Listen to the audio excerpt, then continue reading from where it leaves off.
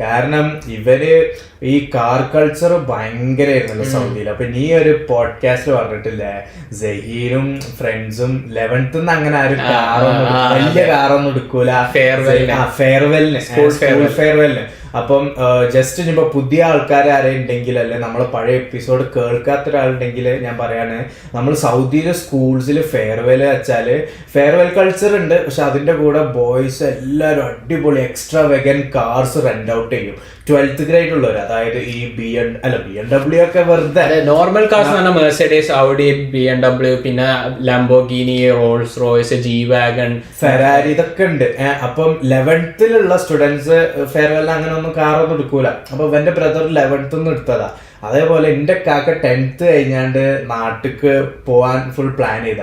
അപ്പൊ അവൻ 10th 10th ചങ്ങായി BMW 5 Series ഓനും എന്റെ ഫ്രണ്ടും കൂടി കമറും വേറൊരു സെക്കൻഡ് 3-4 പേര് കൂടിയാണ്ട് റെന്റ് ഔട്ട് ചെയ്ത്. ഇങ്ങോട്ട് എനിക്കൊന്നും അറിയില്ലായിരുന്നു. ഇങ്ങോട്ട് ഇവന് അന്ന് എനിക്ക് മദ്രസ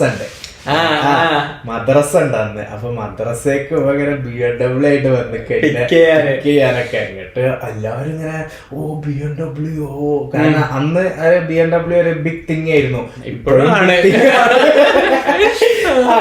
ആണ്.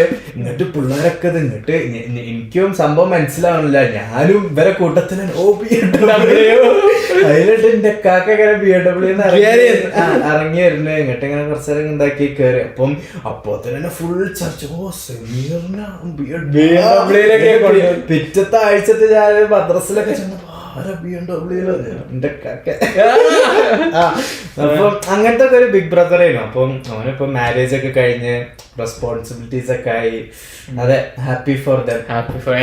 എനിക്കൊരു കാര്യത്തിൽ 100% ഉറപ്പുണ്ട്. സെമീറിന്റെ കാക്ക ഡിസിപ്ലിനറി ഡാഡും സെമീർ കൂൾ അങ്കിളും ആയിരിക്കും. ആ ഒരു ഡൈനാമിക് ആണ് ഇവനുണ്ടാവുക. ഇവന് ബെസ്റ്റ് ഓഫ് ബോത്ത് വേൾഡ്സ് കിട്ടുമെന്നാണ് എന്റെ ഒരു അഭിപ്രായം. അതെ, ആദം ബിൻ സയാനി കാക്കന്റെ പേര്.